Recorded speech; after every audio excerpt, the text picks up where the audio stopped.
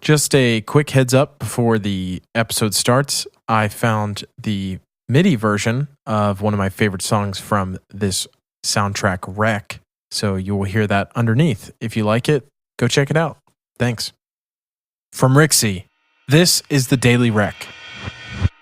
I'm Mason Carlton.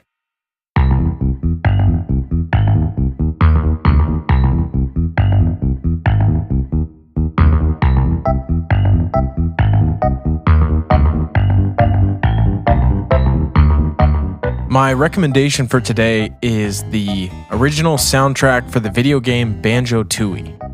I know that I just recommended another original soundtrack, but this one is a little different just because the Need for Speed one that I recommended yesterday is a spattering, like I said, of different songs and different artists. The difference with this soundtrack is that it was composed by one person, Grant Kirkhope, and I just think it's one of the most cohesive, dynamic, catchy soundtracks that I remember from my childhood. Banjo-Tooie was released on N64, and I don't really remember when or how we got this game. And ever since I can remember, I've just loved this soundtrack for a few reasons.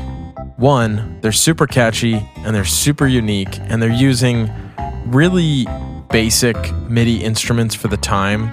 I think at the time, Grant Kirkhope did everything he could to use the instruments that were at his disposal for the system, for the console. I think that he really did a fantastic job.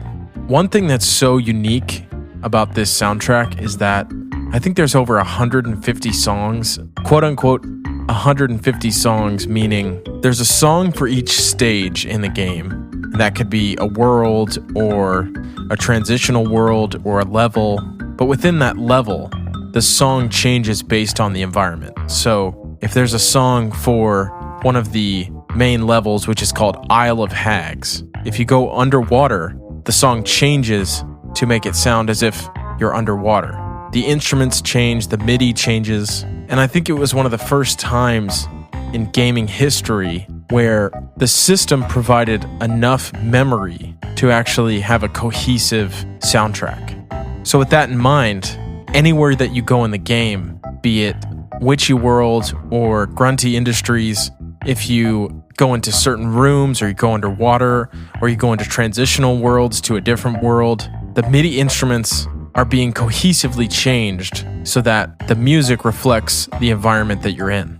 With all that said, the music itself is great, and it's catchy, and it's nostalgic, and I find myself listening to it every couple months, and I just have this YouTube playlist saved under my YouTube account with all the songs in one playlist. Unfortunately, as far as I'm concerned, and as far as I know, you can't listen to it on Spotify or any streaming service, but everybody has access to YouTube, and if you want to check out the original soundtrack for Banjo-Tooie, the link to the YouTube playlist will be in the show notes.